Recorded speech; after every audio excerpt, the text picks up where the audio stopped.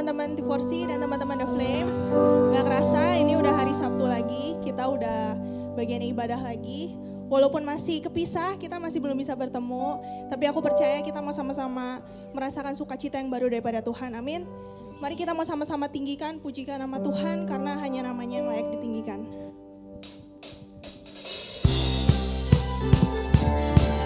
Ayo semuanya sama-sama kita mau tepuk tangan buat Tuhan kita.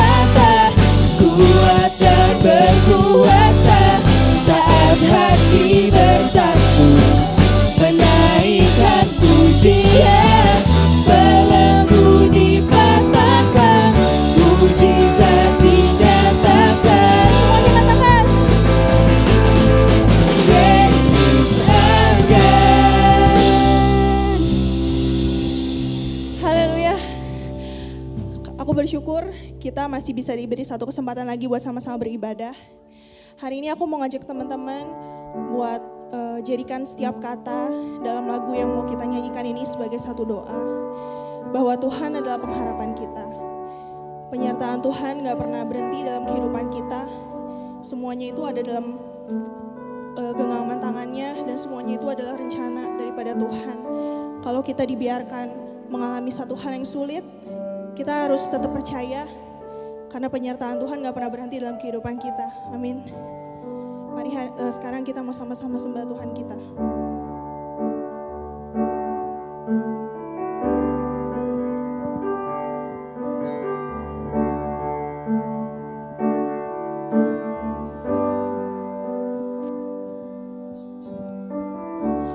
Makes the sun to rise and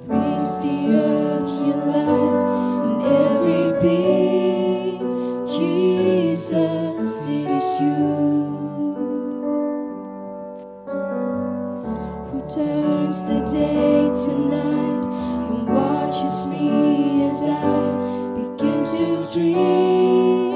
Jesus, it is you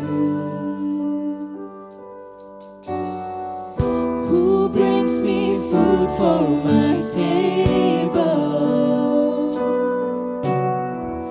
who cares for all of my needs, who walks the storm with me, has grown with me through all that I have been. Jesus, it is you. Jesus, it is you.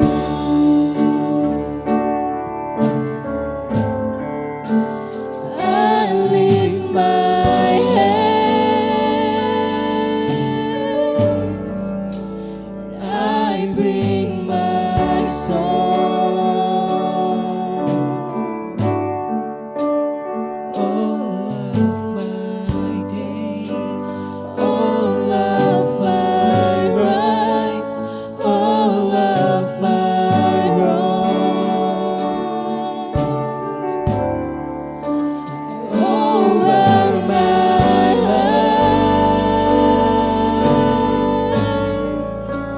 here and beyond,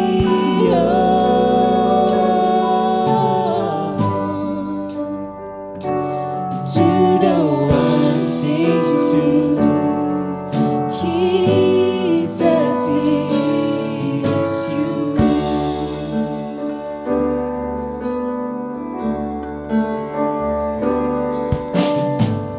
He sees my brokenness and carries me when I am frail and weak. Jesus, it is you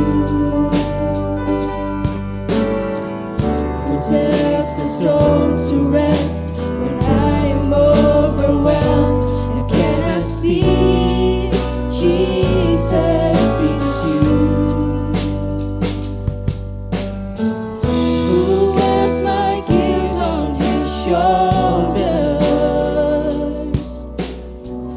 who holds my heart in his hands, takes my thoughts and fears and hangs them on the arms of Calvary. Jesus, it is you. Jesus, it is you.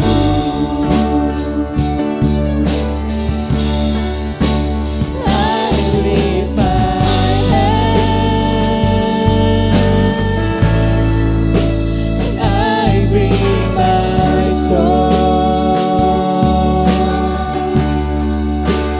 All of my days, all of my rights, all of my wrongs, all of my life, here and beyond,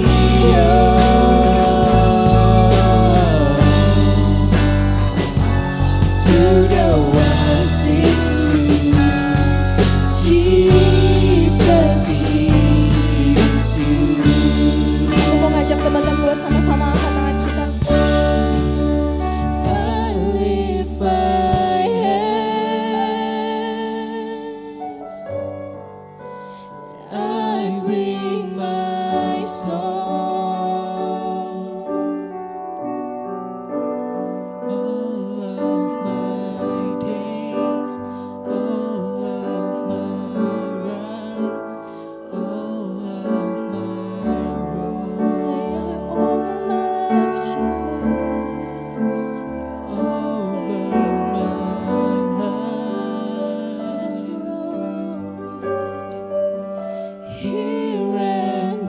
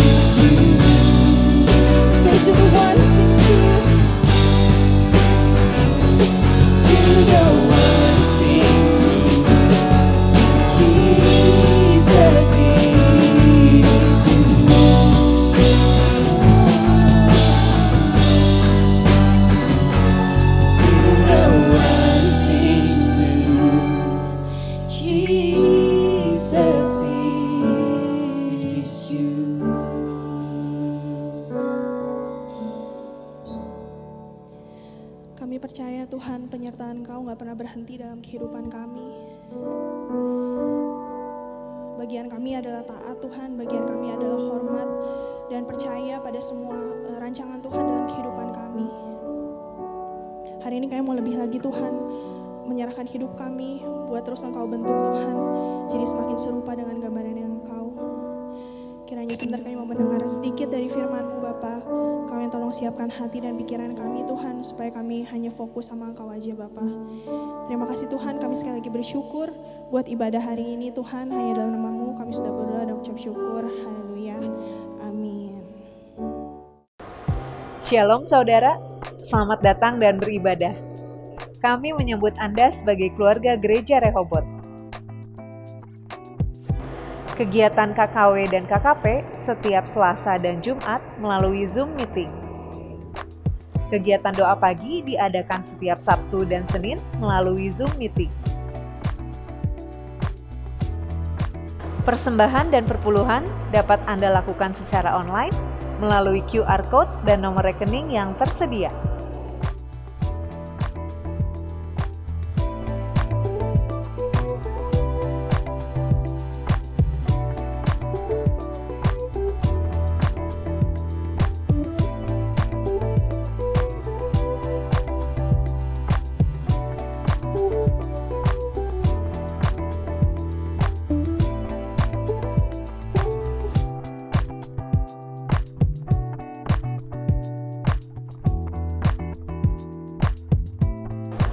Bergabunglah dalam kelompok kecil Sharon dan dalam setiap kegiatan yang ada. Bertumbuh bersama and let us be the true disciple. Tuhan Yesus memberkati.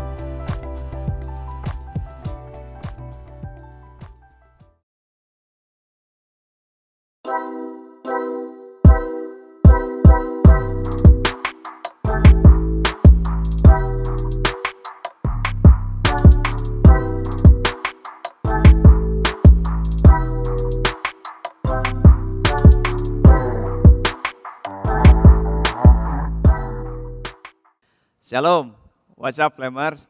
Aku harap kalian baik-baik saja saat ini. Mari sebelum mendengarkan firman Tuhan, kita akan berdoa untuk firman Tuhan yang akan kita mendengarkan sebentar.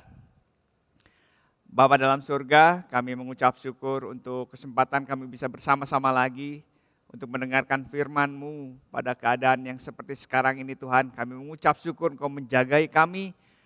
Apabila ada di antara kami yang sedang tidak sehat Tuhan, kiranya Engkau juga menyembuhkan, menjamah, dan supaya kami bisa bersama-sama lagi dalam keadaan yang optimal. Kami mengucap syukur Tuhan untuk penyertaan dan perlindungan yang daripada-Mu. Sebentar kami akan mendengarkan firman-Mu, kiranya firman ini menguatkan iman kami, membuat kami bersuka cita, membuat kami bersemangat Tuhan, dan kami semakin mengasihi Engkau. Terima kasih Tuhan, di dalam nama Tuhan Yesus kami siap mendengarkan firman-Mu. Amin, amin. Teman-teman, sore hari ini kita akan belajar tentang teladan dalam kesetiaan. Kesetiaan adalah salah satu nilai yang membentuk seseorang. Apabila orang dikelompokkan berdasarkan baik dan buruk, ya orang jahat ada orang yang kasar, yang tidak sabaran, yang serakah, yang melakukan ketidakadilan, yang menipu dan lain sebagainya. Nah, maka orang baik pasti ada nilainya, ada value-nya, yaitu orang yang sabar, yang murah hati, orang yang ramah, dan orang yang setia. Jadi kesetiaan masuk di dalam kelompok value dari orang-orang yang benar, orang-orang yang baik. Saya kira setiap kita menginginkan kesetiaan. Kita senang bertemu dengan orang-orang yang setia. Kita senang bekerja sama dengan orang-orang yang setia. Kita senang punya sahabat-sahabat yang setia. Mungkin CS kalian, sahabat dekat kalian anggap sebagai adalah orang-orang yang setia. Dia setia sekali. Bahkan ketika saya melakukan hal konyol, dia tetap setia menjadi teman saya. Benar bukan? Dan kita menginginkan setiap orang yang ada dalam hidup kita adalah orang-orang yang setia. Tetapi pertanyaannya pada sore hari ini adalah, bagaimana dengan kau sendiri? Apakah engkau adalah orang yang setia atau tidak? Orang senang untuk bersama dengan orang setia. Tetapi apakah engkau termasuk orang yang setia? Apakah engkau juga adalah orang yang setia? Jika engkau orang yang setia, tentu saja banyak orang menyukai engkau. Banyak orang menginginkan kehadiranmu dalam kelompok mereka. Banyak orang menginginkan untuk bersama-sama melakukan pekerjaan bersama dengan engkau, melayani bersama engkau, dekat hidupnya bersama dengan engkau karena engkau adalah orang yang setia. Kita menginginkan orang lain setia, tetapi kadang-kadang sering kali bahkan kita tidak menghiraukan kehidupan kita, apakah kita adalah orang yang setia atau tidak. Nah, sore hari ini kita akan belajar. Kenapa begitu penting kesetiaan itu? Aku harap ketika kalian tahu betapa pentingnya kesetiaan itu, maka kalian memilih hidup untuk menjadi orang yang setia. Kalian berjuang untuk menjadi orang yang setia. Kalian berperilaku sebagai orang yang setia. Dan karena apa kita setia? Kita akan belajar pada sore hari ini. Di dalam kitab Mazmur dikatakan, Mazmur 85 ayat yang ke-11, kasih dan kesetiaan akan bertemu, keadilan dan damai sejahtera akan bercium-ciuman. Kasih dan kesetiaan akan bertemu. Rupanya kesetiaan itu akan berjalan berdampingan dengan kasih. Setiap orang yang setia pasti dia tahu mengerti apa itu kasih. Setiap orang yang hidupnya penuh dengan kasih, maka tidak akan heran kalau dia adalah orang yang setia. Jadi ini gampang sekali. Kalau kalian ketemu dengan orang-orang yang tidak setia atau gagal dalam melakukan kesetiaan, hampir dapat dipastikan mereka bermasalah di dalam kasih. Nah, saya percaya kalian adalah orang-orang yang sudah ditebus, orang-orang yang sudah diselamatkan, orang yang mengerti tentang kasih karunia yang daripada Tuhan. Setiap orang yang tahu apa itu kasih karunia daripada Tuhan diselamatkan. Dia tahu bagaimana kasih Allah bekerja dalam kehidupannya.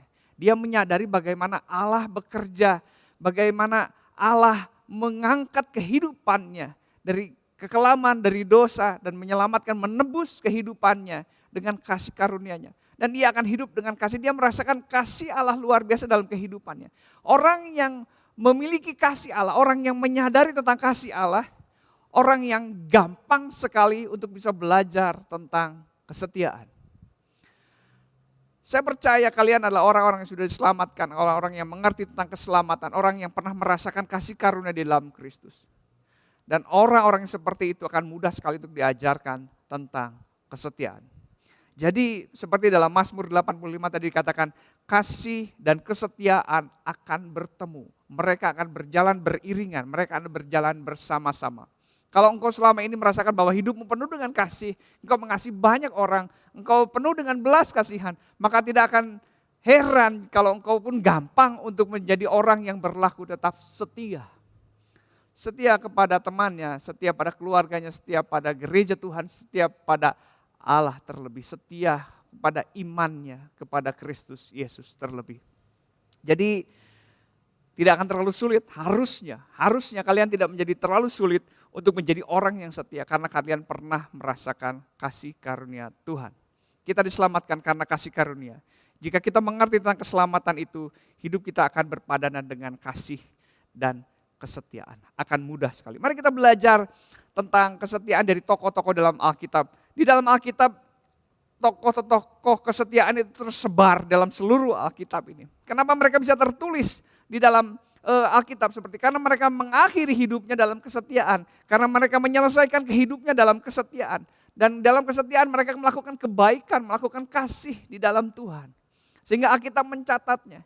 Kalian tidak akan terlalu sulit untuk mencari tokoh-tokoh yang menceritakan tentang kesetiaan. Orang-orang yang tercatat sebagian besar yang Alkitab tuliskan adalah orang-orang setia, mengakhiri imannya, setia sampai akhir, melakukan kehidupannya dengan kasih dan kesetiaan di dalam Tuhan.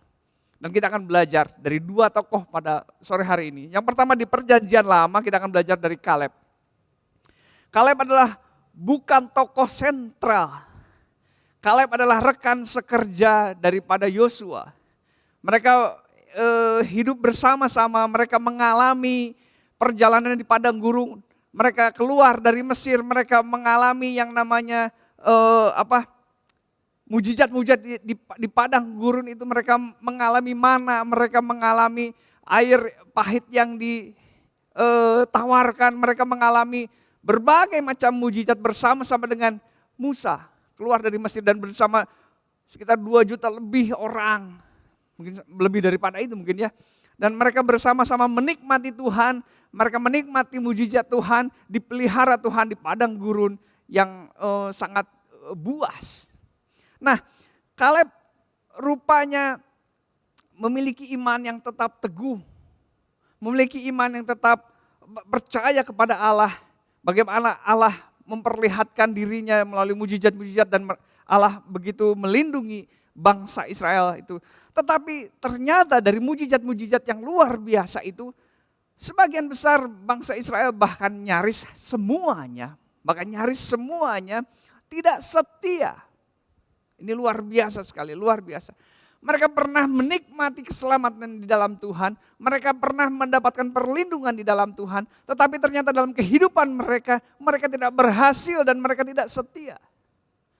Kaleb dan Yosua adalah sedikit orang yang selamat sampai masuk dalam tanah perjanjian. Kaleb sekali lagi bukan tokoh sentral. Mungkin seperti saya dan kalian semua bukan tokoh utama. Bukan orang-orang hebat, orang-orang penting. Dia memimpin pasukan tetapi dia bukan yang utama. Lebih utama lagi adalah Musa, ada Yosua. Ada orang-orang yang lebih hebat lagi. Dia adalah rekan sekerja saya, mungkin seperti engkau dan aku. Nah, Kaleb adalah orang yang memperlihatkan kesetiaannya. Bahkan dia berani bersama dengan Yosua untuk menentang mereka bagian dari 12 pengintai itu dan mereka harus melawan, mempertahankan iman mereka menghadapi 10 orang sebagian besar dari kelompok pengintai itu katakan bahwa tanah perjanjian itu gak bisa dimasuki, tanah perjanjian itu sangat berbahaya dan kita bisa mati kalau masuk dalam tanah perjanjian itu. Tetapi Kaleb dan Yosua mempercayai janji Tuhan. Dan Tuhan pernah berjanji bahwa itu adalah tanah perjanjian. Mereka mempertahankan, tidak, ini tanah perjanjian, penuh susu dan madu. Kita akan berjaya di sana, kita akan makmur di sana, kita akan aman di sana. Dan jadilah kisah itu. Nah, karena kesetiaannya ini, karena keberaniannya seperti ini sampai di dalam Ulangan yang pertama ayat 35 dan 36 kita akan baca bersama-sama. Ulangan yang ke-1 ayat 34 sebetulnya 34 sampai 36. Riwayat hukuman atas Israel.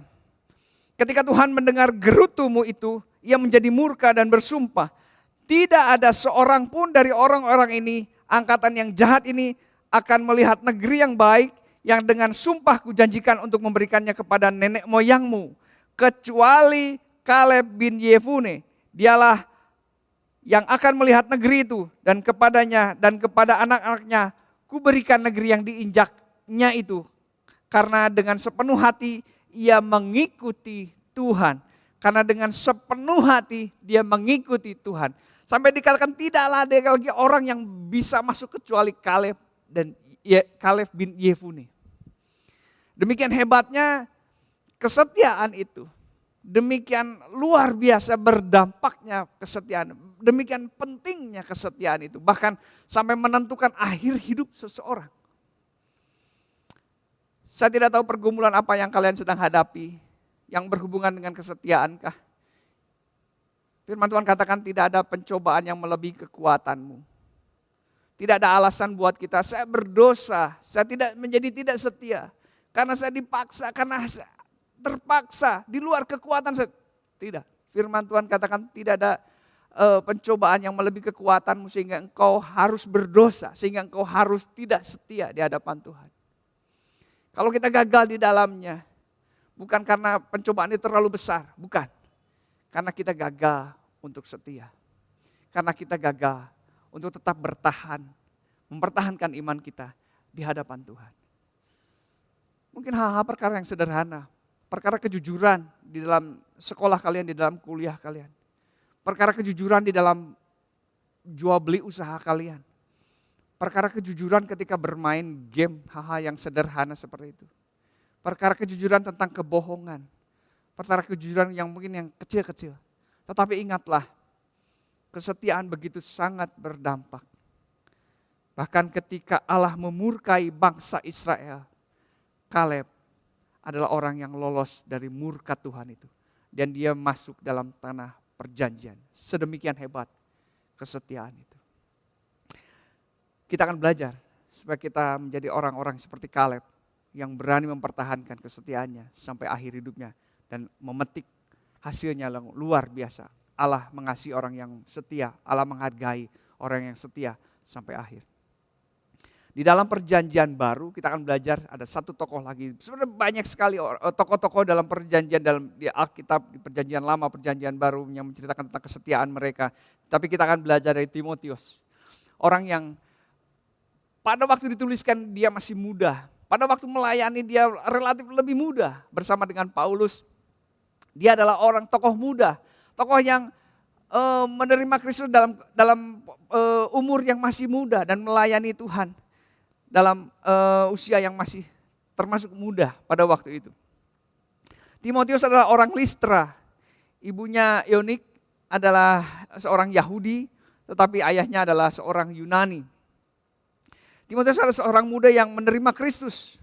Dan Paulus menyukai dia, menyukai kesungguhan pelayanan Timotius. Dia masih muda, dia dibawa, karena kamu teguh dalam imannya, belajar sungguh-sungguh firman Tuhan, melayani dengan sungguh hati, sampai dibawa, ayo ikut dalam rombongan dari Paulus itu untuk memberitakan Injil ke daerah-daerah di luar Yerusalem. Dan dia turut serta dalam mengiringi pelayanan bersama-sama dengan Paulus. Sampai suatu ketika, Paulus berani untuk mengutus dia ke Makedonia, ke Korintus. Bahkan Paulus pernah meninggalkan Timotius di Efesus dan memberikan tugas kepada dia untuk mengembalakan jemaat di Efesus. Dia diberikan tugas untuk menghadapi guru-guru bidah, guru-guru palsu, penyesat-penyesat. Orang yang masih muda ini diberikan tanggung jawab yang begitu luar biasa. Dia mengawasi ibadah umum di sana. Dia menetapkan pejabat-pejabat gereja. Orang yang masih muda itu. Dia menetapkan pejabat-pejabat gereja. Tentu saja pejabat gereja mungkin orangnya lebih senior lagi, lebih tua lagi. Kita melihat orang yang setia, orang yang sungguh-sungguh di hadapan Tuhan. Allah bisa pakai. Sekali lagi, mungkin jika dibandingkan dengan Paulus, Timotius bukan tokoh sentral pada waktu dia masih muda. Dia masih muda seperti kalian mungkin. Dan sekali lagi Allah menggunakan setiap orang ketika orang itu setia di hadapan Tuhan. Allah tidak melihat usia, Allah tidak melihat jabatan, Allah tidak melihat hal yang lainnya, pangkat, keuangan, kepandaian, dan lain sebagainya. Allah melihat kesetiaan, kesungguhan. Bahkan dikatakan karena masih muda, dituliskan bahwa Paulus adalah seorang yang pemalu. Seorang yang tidak berani, tidak percaya diri mungkin karena kemudaannya itu. Sampai Paulus menuliskan di dalam 1 Timotius yang keempat yang ke-12. Mari kita baca.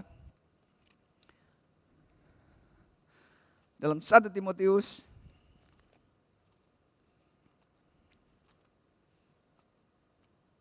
nah ini dia. 1 Timotius 4 ayat yang ke-12.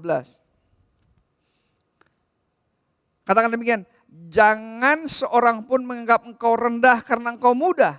Jadilah teladan bagi orang-orang percaya dalam perkataanmu, dalam tingkah lakumu, dalam kasihmu, dalam kesetiaanmu, dan di dalam kesucianmu. Dikatakan demikian, perkataan, tingkah laku, apalagi dikatakan ketekunan.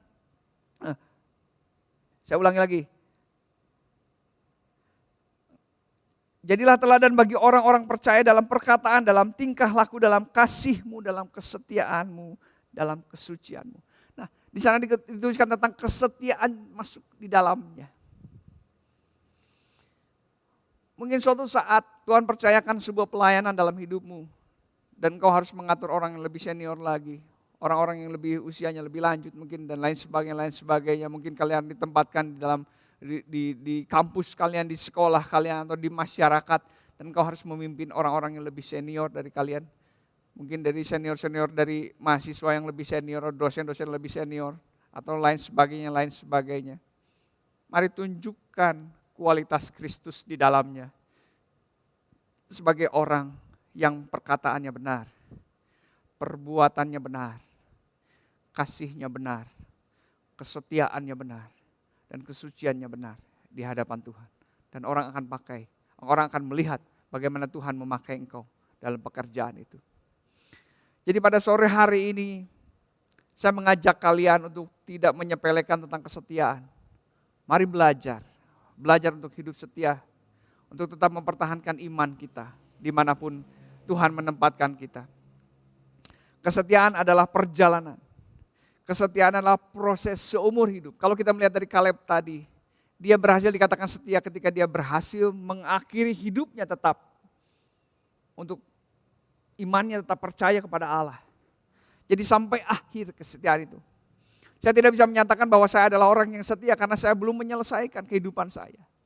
Tetapi ketika saya sudah menyelesaikan kehidupan saya, orang baru bisa katakan, iya dia orang yang setia sampai akhir hidupnya, dia tetap mengiring Tuhan. Jadi kesetiaan adalah sebuah proses seumur hidup, sebuah perjalanan. Tetapi kalau kita pada sore hari ini mengetahuinya, menyadarinya betapa penting tentang kesetiaan itu, kita akan berjalan, kita akan memproses dalam kehidupan ini, dalam perjalanan ini dengan kesetiaan, dengan kasih di dalamnya. Yang kedua, kesetiaan memiliki arti yang layak dipercaya dan menunjukkan ciri orang yang dapat diandalkan. Ya. Kalau tadi Kaleb mengajari kita untuk setia sampai akhir, maka Timotius mengajari kita sebagai orang-orang yang bisa diandalkan.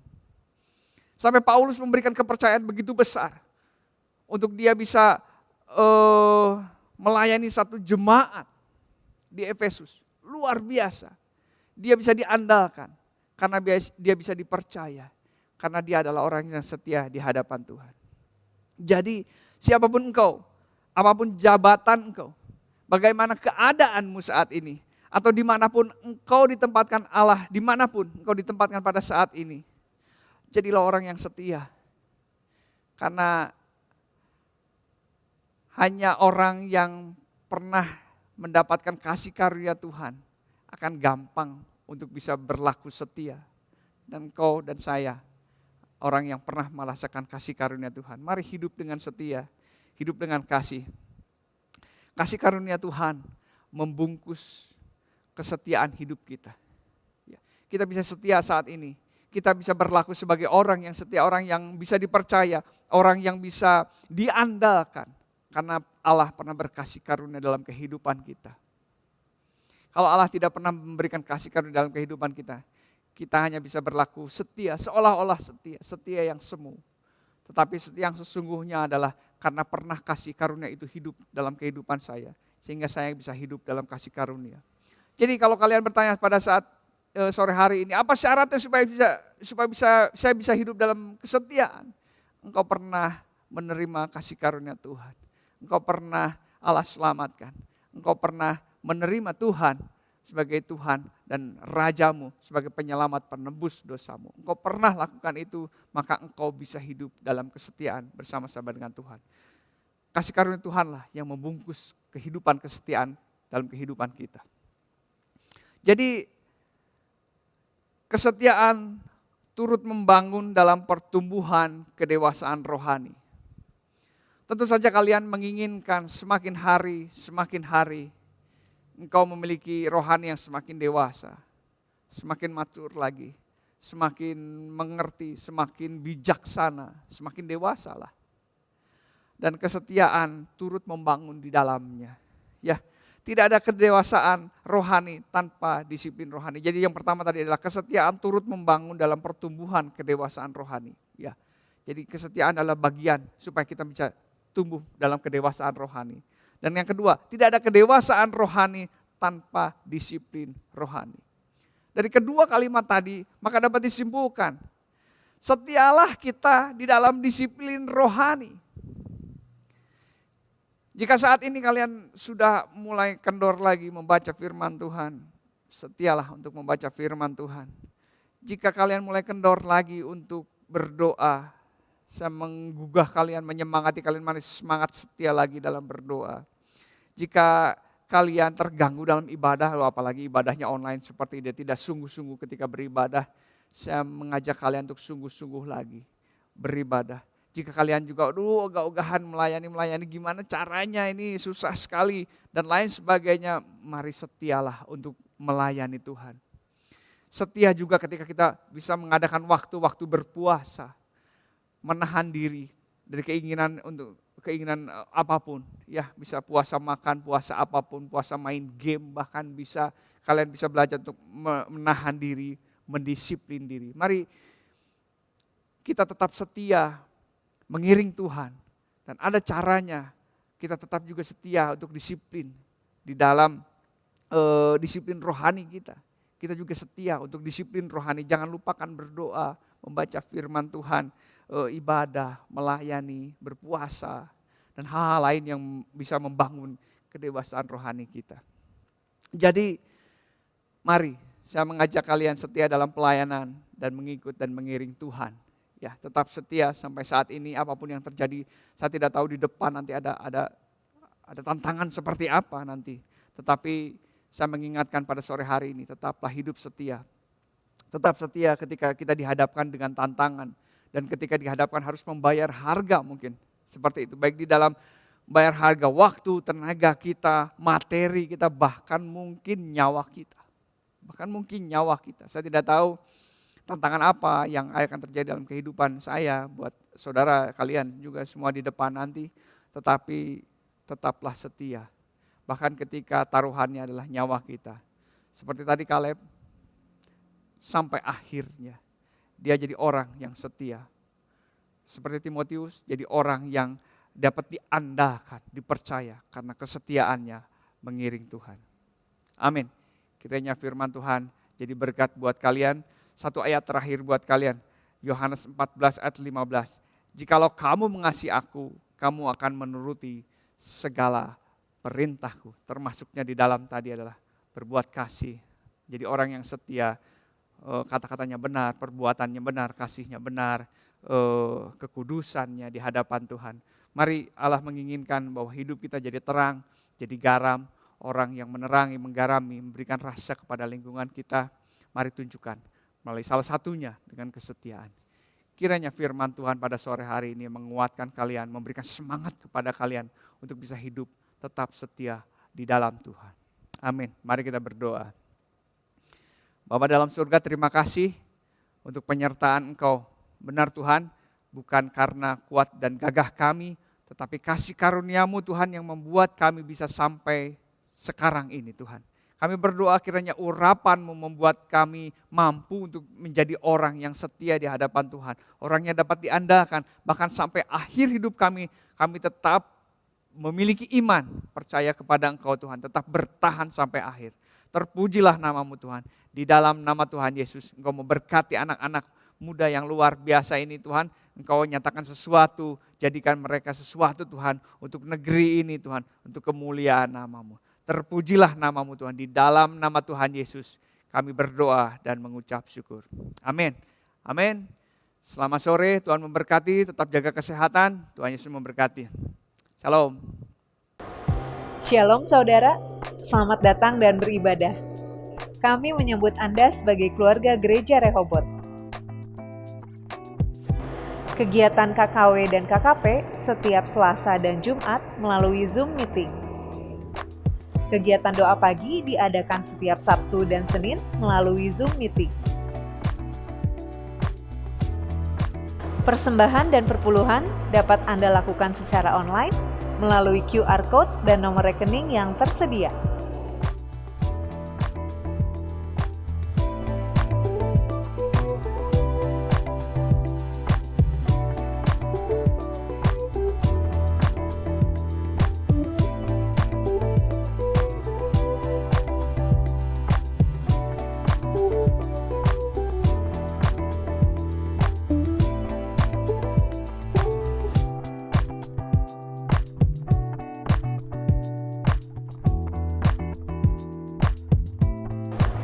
Bergabunglah dalam kelompok kecil Sharon dan dalam setiap kegiatan yang ada.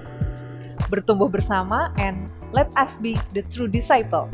Tuhan Yesus memberkati.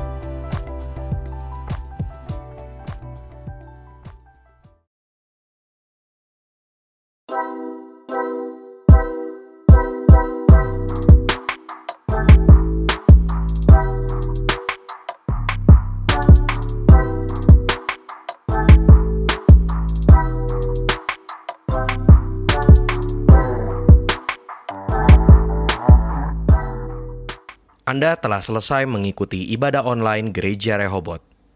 Jangan lupa untuk like dan subscribe, dan ketuk lonceng untuk notifikasi pemberitahuan info-info berikutnya. Tuhan Yesus memberkati.